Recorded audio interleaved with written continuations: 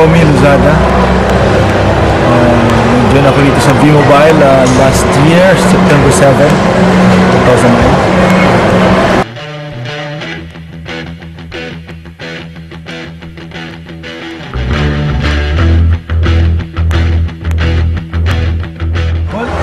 Ako bilang isang ordinary tao, pag-graduate ko, ako nag-work as lecturer sa WHO, tapos nagkaroon ako ng opportunity na mag-abroad as telemarketer. Tapos ako ay nakapag-ipon konti, nagnegosyo ako sa amin sa Palawan, fish trading, bayan sila ng mga first class na mga isda. Pero yung pangyayaring yun, nung mga early, nung mga late ng August, yung nag-trigger sa akin para maghanap na ibang opportunity. Nakita ko yung V-Mobile internet. That was our first week of September na met yung V-Mobile sa internet isang gabi. At parang na-curious ako kasi sa dami ng mga network marketing na aking nakita, kakaiba siya kasi nasa telecommunication, nasa technology.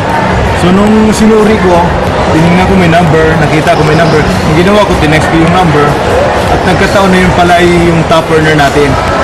So nung hiningi ko yung marketing plan, sinay naman sa akin, pinadala ako ng marketing plan. Right away, nakita ko kakaiba ito. 3,988 at yung aking potential income is monthly 900,000. So right away, lumipad ako dito. Nag-meet kami ni Mr. Paul dito sa second floor ng Robinson's Galleria dito sa National Bookstore. Yun ang pangyayari kung bakit naging V-Mobile member ako. Ito lang, kami ay 12 kami sa family. 12 kayo magkakapatid. 6 na mga babae, 6 na lalaki. So kung titingnan mo, it's a very big family. Ngayon yung papa ko is just an ordinary person. Isa lang siyang fisherman before. Hindi na mag-migrate kami sa Palawan, naging magsasaka yung papa ko. As magsasaka, alam mo naman yung buhay, napakahirap. Yung mother ko is just a plain housewife. So kami, working student kami. Ako hindi lang ako working student. Self-supporting talaga. So makikita mo, sa college, dalawang pantalon, dalawang t-shirt, isang uniform, yun yung paulit-ulit kong sinusuot. Kaya nung ako'y mag-graduate, talagang sumigaw ako ng todo. Ngayon nung makita ko yung V-Mobile, talagang grabe. Masasabi ko na from nothing to something ako. Hindi ko pa naman masasabi na I got everything, pero hindi pa rin. Wala pa rin eh. Pero masasabi ko na from nothing to something. Kasi yung aking lifestyle talaga na bago. Bakit?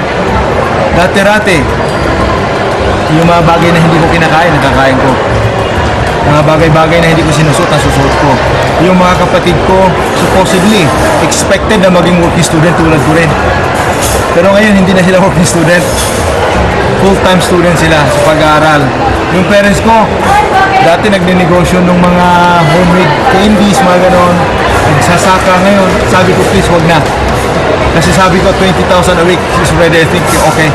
Sa probinsya na buhay. So, kung sasabihin natin yung pagbabago ng buhay, grabe. Yung bang makatulong ka, napakasarap. Yung bang makapagbigay ka sa mahal mo sa buhay, pamilya mo. At the same time, yung satisfaction doon sa bagay na pinaghirapan mo. Kasi talagang mananamnam mo eh. Kasi dati hindi mo nabibili yung bagay nito, ngayon nabibili mo. So something talagang tuwa ko. So in just a matter of 6 months, nakabili ako ng sasakyan, nakabili ako ng bahay, may bank account, nakakatulong sa mga kapatid, magulang, pinsan, kamag-anak, lahat. So masasabi ko talagang kakaiba. Mahula. My name is Aaron De La Cruz. Nag-aaral ako sa CEU. Actually, this April, graduating na ako.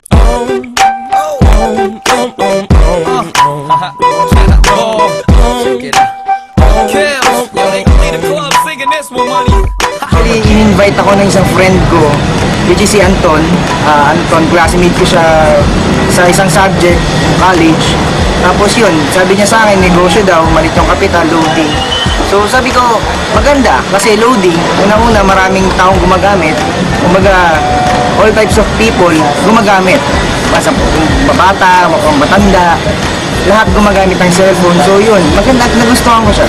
Siguro ang nakita ko sa V-Mobile at nabago niya sa akin, yung pananaw ko sa buhay, na nagsimula ako sa pagiging estudyante ngayon, negosyante, involved din dun yung tinatawag ng V-Mobile na time freedom tsaka financial freedom.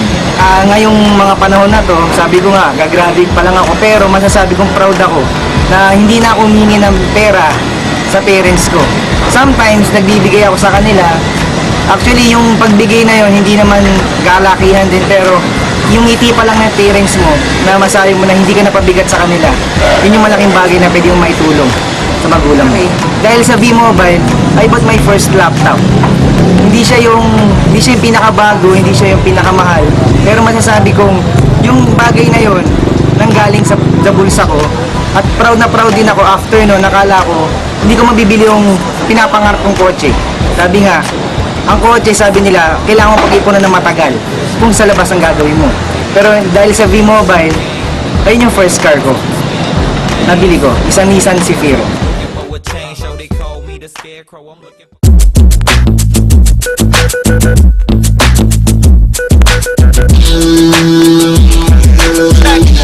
Got next, I'm here for you, whatever you like this, y'all. I like that, y'all. I like that, you know, that is me, yo.